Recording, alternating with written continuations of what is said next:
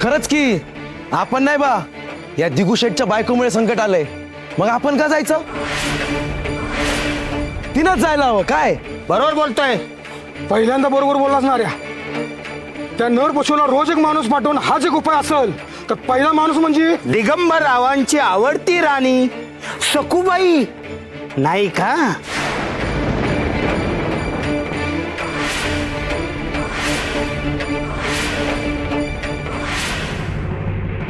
त्या गुहेत तिनेच नरपशूला डिवचलं, त्यामुळे पहिला बळी तिचाच जायला हवा. सकूलाच गुहेत पाठवायला हवं. काय डिवसलं चाललंय? सांगितलं ना एकदा सकूने तसं काहीही केलेलं नाहीये म्हणून. सकू काय जाणून बुजून त्या गुहेत गेली होती का, की त्या नरपशूला आमंत्रण द्यायला गेली होती? अरे ती आमंत्रण द्यायला गेली नव्हती तर नरपशूच्या गुहेत कोणासाठी गेली होती? गावामुळे गेली का तुमच्या घरच्यांच्या दबावामुळे?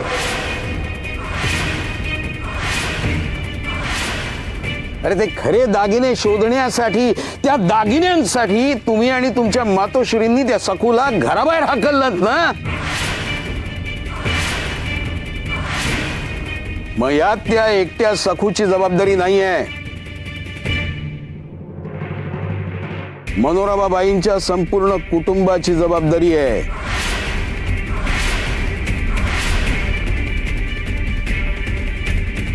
एक तर तिने तरी जावं, नाही तर तिला पाठवणाऱ्यांनी तरी जावं.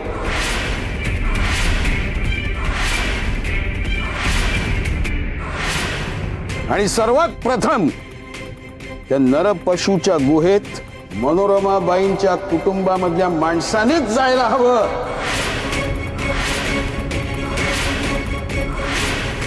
काय भास्कर बुवा? चोख शास्त्राला धरूनच न्याय झालाय. पहिला बळी मनोरमाबाईच्या कुटुंबातल्या माणसाचा झाला पाहिजे.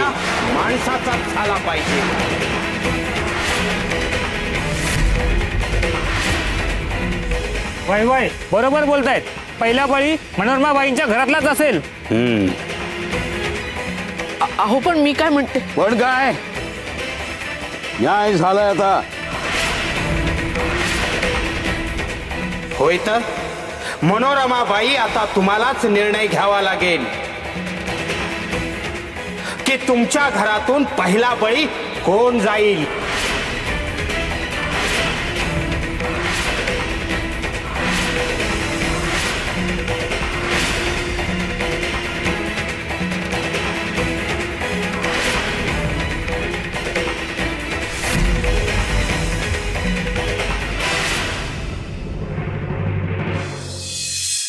मनोरमाबाई, आता तुम्हालाच निर्णय घ्यावा लागेल की तुमच्या घरातून पहिला बळी कोण जाईल. बाबा, तुम्ही बघा मला बकासुराची गोष्ट सांगितली होती, त्यात पण त्याला रोज एक बळी द्यावा लागायचा ना.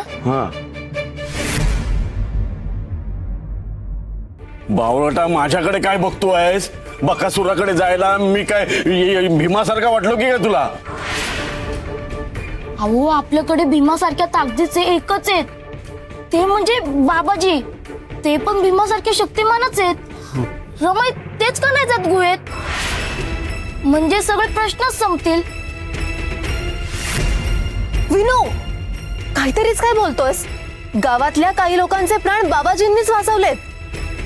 हो, पण तेच गेलेत तर ते बकासुराला मारतील ना, आणि आणखीन कुणाचा बळीच जाणार नाही. अरे मूर्खा, पण गावकरी बाबाजींना कसे जाऊ देतील? कोणी जायचं ना ते तुम्ही ठरवा.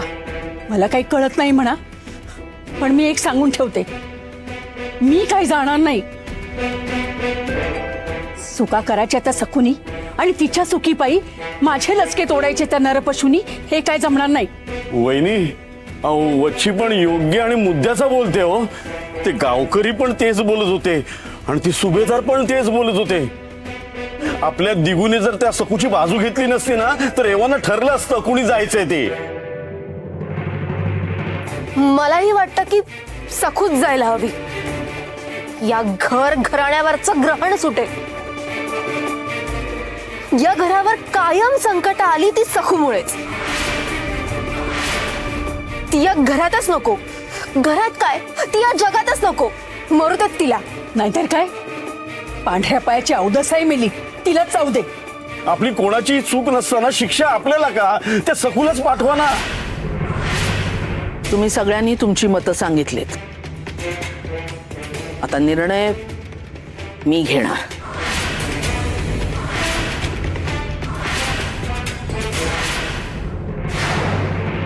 अहो तुम्ही मनातल्या मनात नका ना बोलू.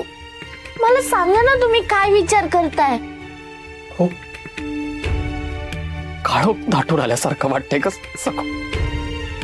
उद्या आपल्या घरातलं कुणी एक, मग ते कोणीही असो, पण उद्या आपल्यात नसेल.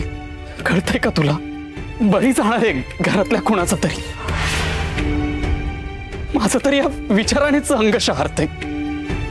अगं किती किती भयानक आहे सखू. पण त्यावर पण उपाय आहे. कोणता उपाय? गावातले सगळे लोक काय म्हणतायत ते मला मान्य आहे.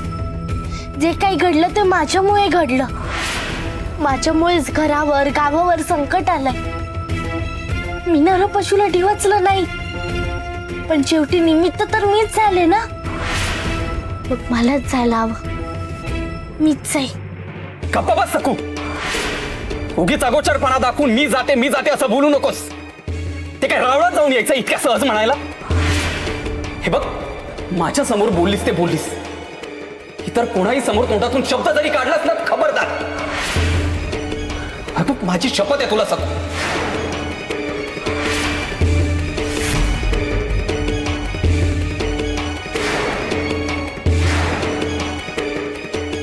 बळी जाणं म्हणजे काय याचा अर्थ तरी कळतो का तुला? दिगू दादा, सकू बहिणी, लवकर बाहेर चला. सगळेजण जमलेत आणि वहिनींचं नाव घेत आहेत.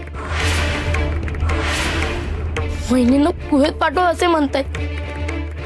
काय? हो, त्यावर रमय विचार करत होती आणि आता म्हणली की तुम्हा दोघांना बोलून आण. म्हणजे तिचाही हाच विचार झाला असेल बहुतेक.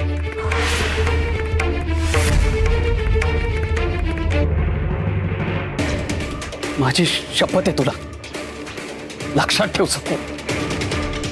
बाहेर काहीही बोलू नकोस.